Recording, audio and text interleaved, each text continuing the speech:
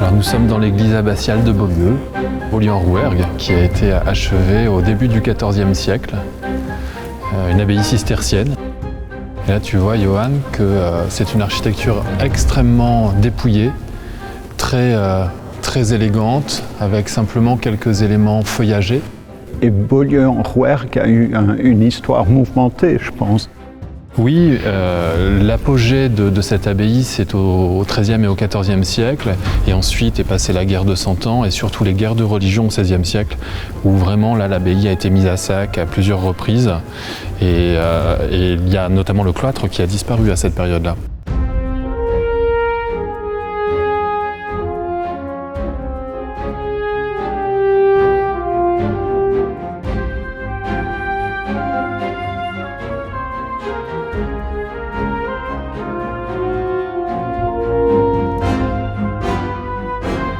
Elle a été sauvée après par un couple de collectionneurs. Oui, c'est une belle histoire. Pierre Brache et Geneviève Bonnefoy qui vont la découvrir en 1953 et qui décident en 1959, donc quelques années plus tard, de l'acheter pour la sauver de la ruine et en faire le premier centre d'art contemporain de Midi-Pyrénées. Formidable. Voilà. Et à leur décès, l'État reprend le lieu. Alors ils ont donné déjà le monument de leur vivant à l'État avec une partie de leur collection d'art moderne, et puis c'est vraiment au décès de Geneviève en 2018 que l'on a pu engager une campagne de travaux qui a permis aussi la création d'une collection permanente avec cette fabuleuse collection Brache Bonnefoy dans le logis abbatial. Et pourquoi je suis là ? Tu es là, cher Johan, parce que on souhaite faire perdurer ce qu'avaient initié Pierre Brache et Geneviève Bonnefoy ici, c'est-à-dire ce centre d'art contemporain, et donc de valoriser la création contemporaine juxtaposée avec la collection d'art moderne qu'ils avaient rassemblée dans le logis. Et donc ce que tu présentes là, c'est la première grande exposition d'art contemporain depuis la réouverture de l'abbaye de Beaulieu en 2022.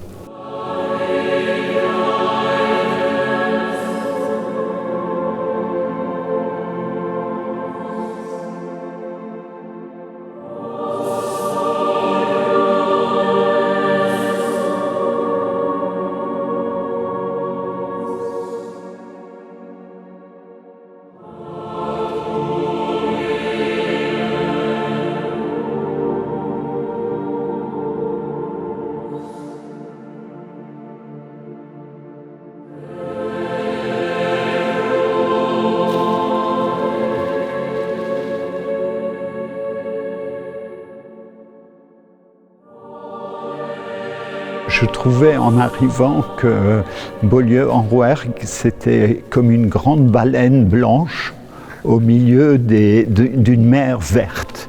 Et c'est un lieu tellement magique. Et je me suis dit, quand on expose dans un lieu comme ça, c'est une vraie responsabilité. Parce qu'il faut rentrer en communion, en dialogue avec le lieu. Et donc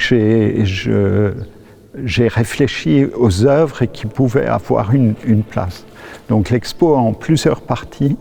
Il y a une partie dans une salle très sombre où j'ai même demandé d'éteindre la lumière pour que c'est juste la lumière du soleil qui rentre par une porte où il faut prendre le temps.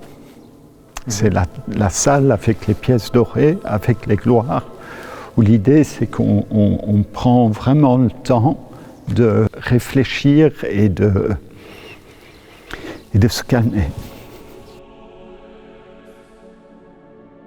La deuxième partie est dans cette salle dont j'oublie toujours le nom. La salle capitulaire. Capitulaire, où on a la sculpture qui donne le titre à l'expo, qui s'appelle « Le cœur qui déborde ».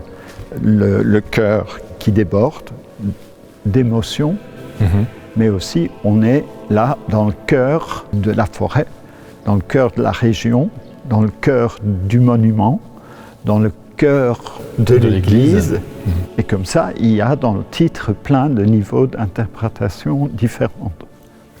Et alors ce cœur qui déborde, c'est aussi peut-être une allusion à la vocation spirituelle initiale du lieu. Comment tu le Je pense que effectivement, c'est un lieu qui a eu plein de formes désirs différents. Hein. C'est à l'époque religieux. Après, c'est aussi les collectionneurs avec leurs désirs, avec leurs vocations, les artistes qui ont aussi des vocations. Donc c'est un écrin fantastique, surtout, dans lequel j'ai dit il faut raconter une histoire qui dialogue avec ce passé et qui ajoute aussi quelque chose de fort à cette histoire, parce qu'on est dans cette chaîne qui continue.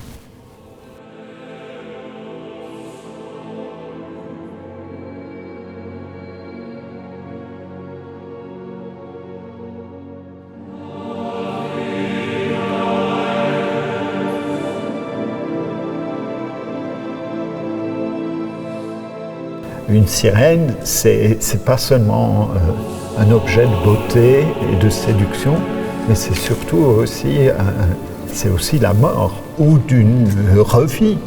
The Herring, par exemple, cette petite sculpture en bronze argenté au palladium, on a l'image d'un poisson. Le poisson, c'est la fertilité de la mer et la mer. Ici, c'est l'idée de quelque chose qui renaît. On est quand même dans un monument qui a vécu 1000 fois, qui est mort autant de fois et qui, là, renaît à nouveau. Et dans les œuvres, la façon dont elles sont peintes renvoie peut-être aussi à notre actualité, à nous. Un socle, par exemple, vous voyez là-bas, le socle, le rouge, saigne dans le jaune. Le noir, ici, entre le bleu ciel et le jaune, saigne. Et là, ces couleurs peuvent prendre un sens différent par rapport à aujourd'hui. Donc, je pense que l'expo est aussi une série d'énigmes où il y a des rappels entre l'architecture et les sculptures avec plusieurs niveaux de sens. Donc c'est une forme d'invitation à la méditation, à l'interrogation, à l'introspection peut-être même. Je pense qu'un des grands luxes aujourd'hui, c'est le silence, c'est prendre le temps, c'est faire ce voyage à Beaulieu en Rouergue, parce qu'il faut vraiment vouloir venir. Et quand on vient, on a cet endroit absolument incroyable, rempli de bonheur quelque part, mais un endroit de silence.